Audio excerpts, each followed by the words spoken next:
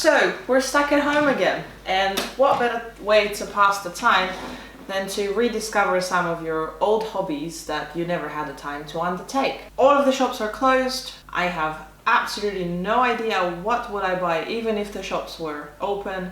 Of course there is online shopping, but again I have no idea.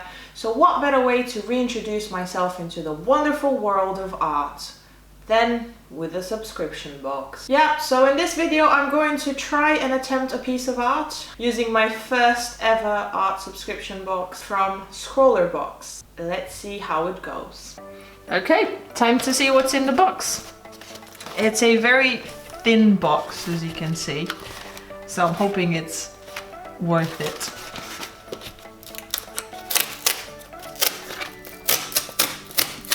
Very satisfying.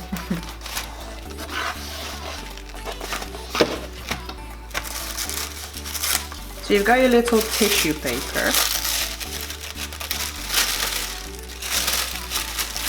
This month's sticker. Mini leaflet. And it looks like this month's box is all about calligraphy. You get a manuscript, Flex Cali Creative markers, and you get 2 different brushes. It's not something I've used before, but that would be really interesting to see. A pencil.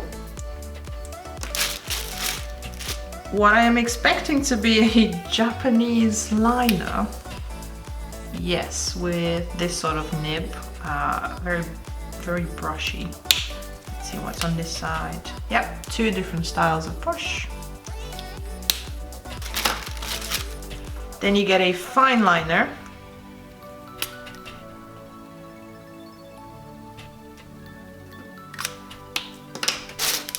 A little sweet Uncle Joe's mint balls, gluten-free. Scrawlr pad, 20 sheets, 140 GSM cartridge paper, so that will allow you to practice your handwriting. This month's booklet as well. And they teach you things to try with the markers, which will come in really useful. And this month's art. This one is by Eamon Hazuri, aka Calligra Paint. Really beautiful owl. And that's it in this month's box. Let's see what we can make with it.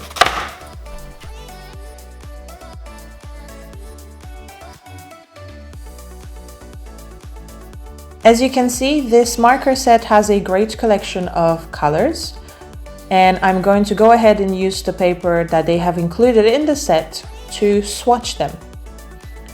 I'm not entirely sure why you would do this, but it seems like a great way for me to show you the individual colors and how great they look on paper.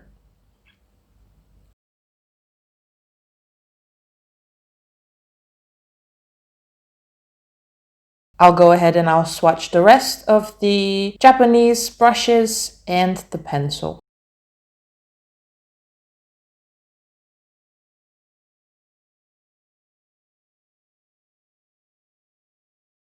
Something to keep in mind is that these markers are water-based and they do stain, as you can see in here, in case you have not let them dry properly.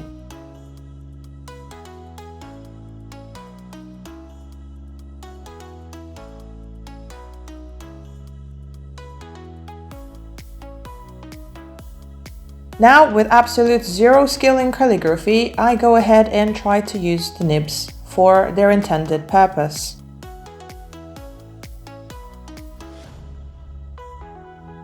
In calligraphy, it looks like a lot of people are fascinated by the word minimum because you can create very defined strokes that look aesthetically pleasing.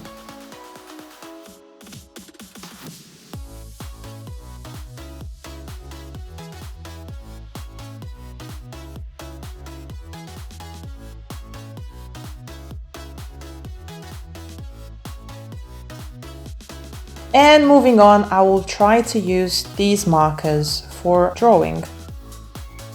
In order to make it easier for me to use the markers, I decided to use a sort of grid pattern. So I am attempting to create a lion out of straight lines. Because the nibs are quite wide, I am hoping that this will help me color in a little bit better. And I finished the drawing, it's now time to color it in.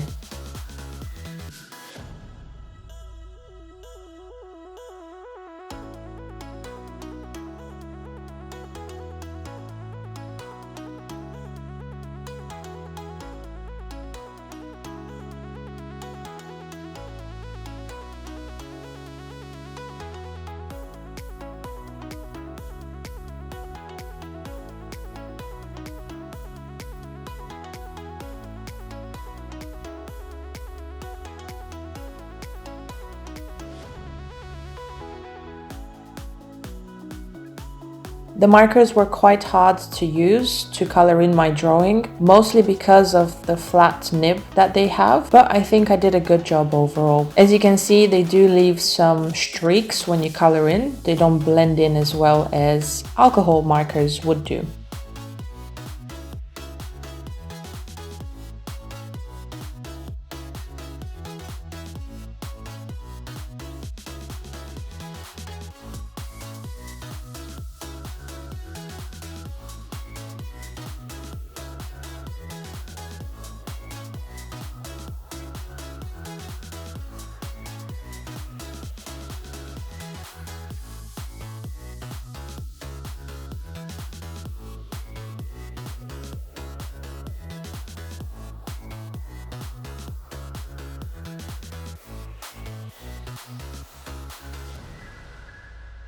And with this, my drawing is now complete.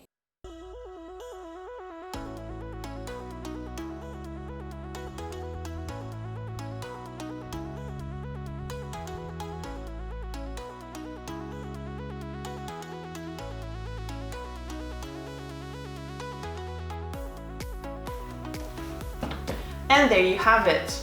I'm pretty pleased with how it turned out, and I know that this month's box was meant to be all about calligraphy. I have tried a little bit and definitely failed. I'm very happy that I was able to use the markers in a different creative way. They're very, very pigmented and they have lovely vibrant colors, so I'm definitely happy with that. And I hope that you like the result too. So let me know in the comments below, what else would have you done with the calligraphy markers? Would you actually have used them for calligraphy? There's a button down below that says subscribe. If you like these kind of videos, then I'll be more than happy to have you here. Give this video a thumbs up or a thumbs down if you would have used these calligraphy markers for their actual purpose. And otherwise, thank you very much for watching. Here's my Instagram if you want to see more of these endeavors. And in the meantime, have a lovely day.